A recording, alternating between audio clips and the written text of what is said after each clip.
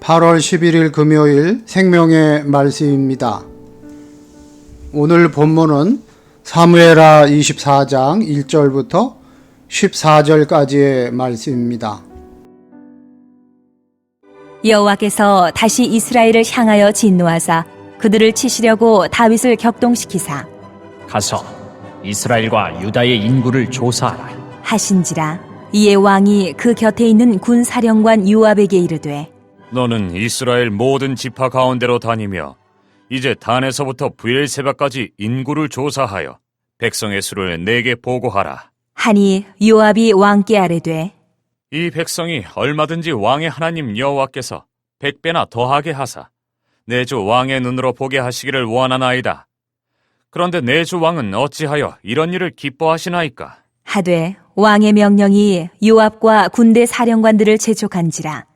요압과 사령관들이 이스라엘 인구를 조사하려고 왕 앞에서 물러나 요단을 건너 갓 골짜기 가운데 성읍 아로엘 오른쪽 곧 야셀 맞은쪽에 이르러 장막을 치고 길르앗에 이르고 닷딤 호시 땅에 이르고 또 다냐안에 이르러서는 시돈을 돌아 두로 견고한 성에 이르고 히위 사람과 가나안 사람의 모든 성읍에 이르고 유다 남쪽으로 나와 브엘세바에 이르니라.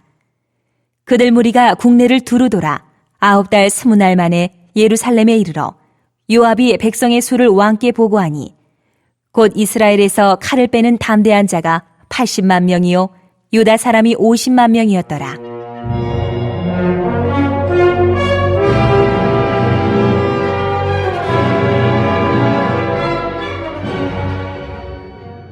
다윗이 백성을 조사한 후에 그의 마음에 자책하고 다윗이 여호와께 아뢰되 내가 이 일을 행함으로 큰 죄를 범하였나이다. 여호와여, 이제 간구하옵나니 종의 죄를 사하여 주옵소서. 내가 심히 미련하게 행하였나이다.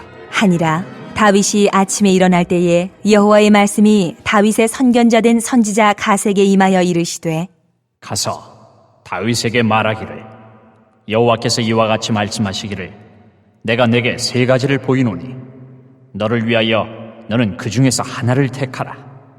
내가 그것을 내게 행하리라 하셨다 하라. 하시니 갓이 다윗에게 이르러 아뢰어 이르되 왕의 땅에 7년 기근이 있을 것이니까 혹은 왕이 왕의 원수에게 쫓겨 3달 동안 그들 앞에서 도망하실 것이니까 혹은 왕의 땅에 사흘 동안 전염병이 있을 것이니까 왕은 생각하여 보고 나를 보내신 이에게 무엇을 대답하게 하소서 하는지라. 다윗이 갓에게 이르되 내가 고통 중에 있도다. 청하건대 여호와께서는 긍휼이 크시니 우리가 여호와의 손에 빠지고 내가 사람의 손에 빠지지 아니하기를 원하노라 하는지라. 사무엘서는 다윗이 저지른 또 하나의 범죄와 회복에 대한 이야기로 마치고 있습니다. 이는 이스라엘이 본질적으로 어떤 나라이며 세상의 통치 방식과는 어떻게 다른지 밝히고 이스라엘의 왕이 무엇을 중시해야 하는지 보여줍니다. 다윗의 인구 조사는 바세바를 범한 죄와는 성격이 다릅니다. 1절은 인구 조사가 다윗 개인뿐 아니라 이스라엘 전체 죄에 대한 하나님의 진노로 일어난 사건임을 말해줍니다. 하나님이 다윗을 격동시켰다는 것은 다윗이 죄를 짓도록 하나님이 부추기셨다는 것이 아니라 그에게 이미 있었던 죄성이 드러나도록 내버려 두셨다고 보는 것이 맞습니다. 애굽왕 바로의 마음을 완악하게 하신 것과 비슷합니다. 왕이 인구를 조사하는 이유는 백성에게 세금, 병력, 부역을 부과해서 왕의 통치권을 더 키우기 위함입니다. 다윗은 요압에게 최북단 단에서부터 최남단 브에셀베까지 이스라엘 전체 인구를 조사하게 합니다. 요압은 그 의도가 선하지 않음을 알고 반대 의견을 피력하긴 했지만 우리아를 죽일 때와 마찬가지로 적극적으로 막아서지는 않았습니다. 사무엘서 저자는 요압과 군대 사령관들이 인구 조사를 실행하는데 걸린 기간이 9개월 20일, 거의 10개월이었다고 말하는데, 이는 다윗이 얼마나 넓은 영토를 다스렸는지를 보여줍니다. 인구 조사 결과 여호수아 때 60만 1730명이었던 남자가 85만으로 늘어났습니다. 유다 지파의 경우 여호수아 때 남자가 76,500명이었으므로 전체 인구는 30만 가량이었을 것인데 50만으로 늘었습니다. 그만큼 이스라엘은 하나님의 은혜로 번성했던 것입니다. 그러나 다윗은 하나님의 은혜를 믿음으로 안심하기보다는 세상 나라의 왕들처럼 자신의 정치력으로 왕권과 이스라엘의 국력을 더 키우려 했던 것입니다.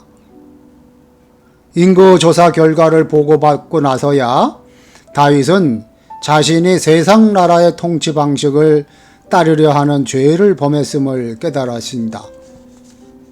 이에 다윗은 회개하고 하나님께 용서를 구했지만 하나님은 이미 이스라엘을 벌하려 하셨기에 선지자 갓을 통해 다윗에게 3가지 징벌 중 하나를 선택하라고 요구하십니다. 물론 이렇게 벌을 선택할 수 있게 해주는 것은 하나님이 다윗의 기도를 들으셨고 그 형벌을 경감받을 기회를 주셨다는 의미로 받아들일 수 있습니다. 그런데 이 3가지 선택지 중 어느 것도 가볍지 않았습니다. 7년 기근은 너무 길고 고통스러운 재앙이었기에 석 달을 대적에게 쫓기는 것과 3일의 전염병 중에서 선택해야 했는데 다윗은 하나님의 손에 의해 임하는 재앙인 전염병을 암묵적으로 택했습니다.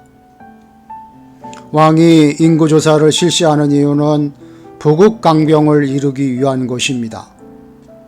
하지만 다윗은 이 일을 계기로 이스라엘이 사람의 능력으로 다스리는 나라가 아님을 더 절실하게 깨닫게 되었기에 사람이 아닌 하나님의 손에 당하는 징벌을 선택했던 것입니다.